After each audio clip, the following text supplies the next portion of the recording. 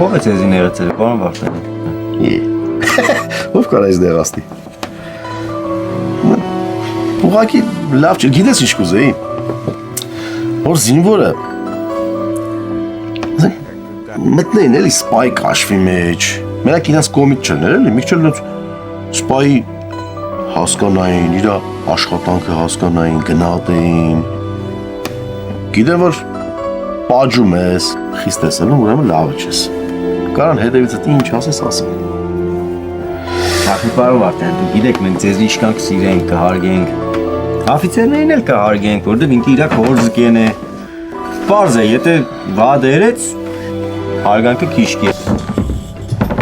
Հետո Հա, պավեն։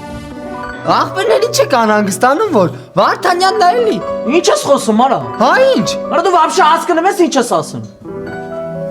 դու գիտես Վարդանյանն ով է։ Ես Վարդանյանը քեզի համար ինչ կենե։ Ստեղ որ մատդ փուշ մտնի,